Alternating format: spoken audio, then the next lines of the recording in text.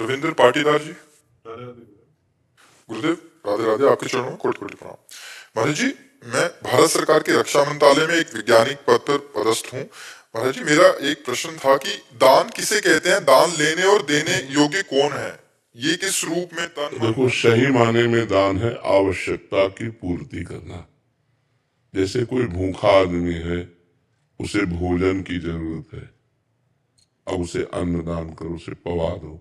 कोई बीमार आदमी है, उसे औषधि की जरूरत है। कोई सर्दी से कांप रहा है, उसे वस्त्र की जरूरत है।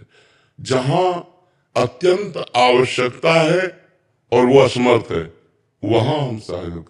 जैसे भूखी गौएं हैं, उनकी व्यवस्था नहीं, उनकी व्यवस्था कर दो।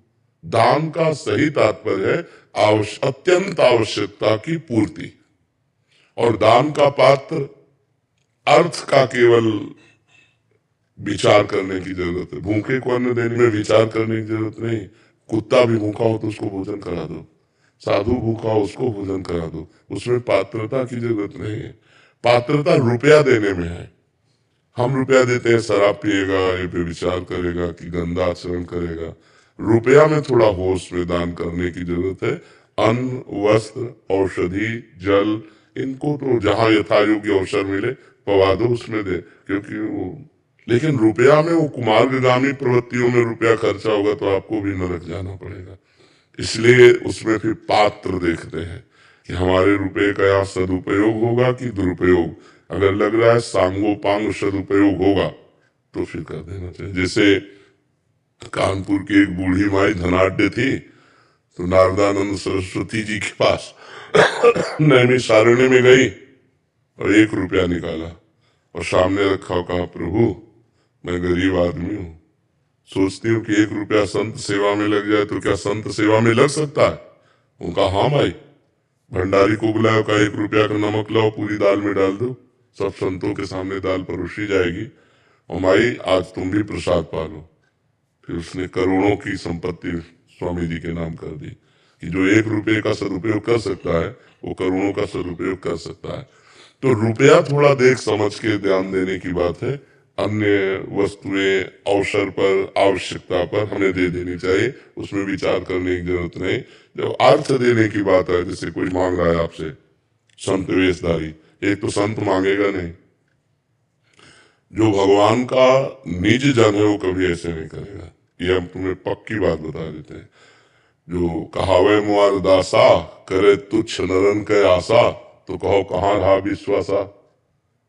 भगवान का दास कहलाकर मरण धर्मा शरीरधारियों के सामने हाथ पसारे तो भगवान का दास है क्या?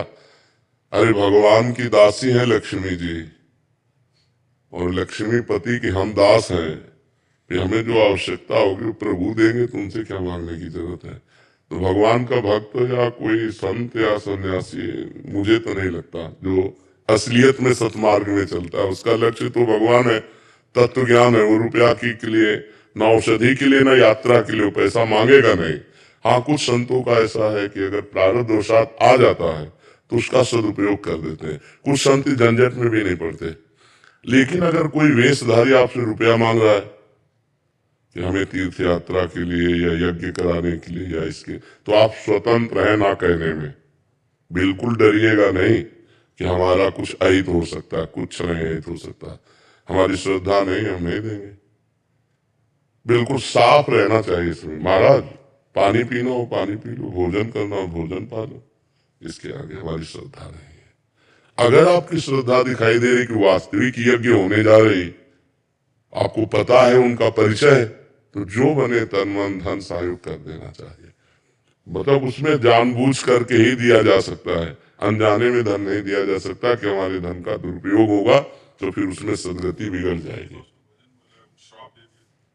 ऐसों के पास भजन बल नहीं होता, ऐसों के पास भजन बल नहीं होता जो पैसा मांगते घूमते हैं, और जिनके पास भजन बल होता है वो किसी को शाप देते भी नहीं है, और अगर शाप दे दिए तो भगवान से मिला देते हैं।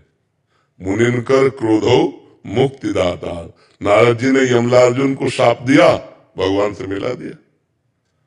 अगर भजनानंदी महात्मा तुम्हें दंड दे दे तो भगवान की प्राप्ति करा देगा। भजनानंदी महात्मा कभी पैसा नहीं मांगेगा। पैसा मांगने वाला कभी भगवान का भरोसा नहीं रखता।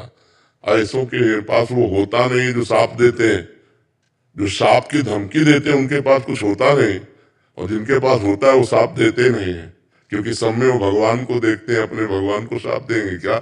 और अगर कभी दंड विधान के अनुसार कर भी दिया तो भगवत प्राप्ति करा देते हैं। मुनिन का क्रोधो मुक्ति दातार, मोक्ष पद प्रदान करने वाला।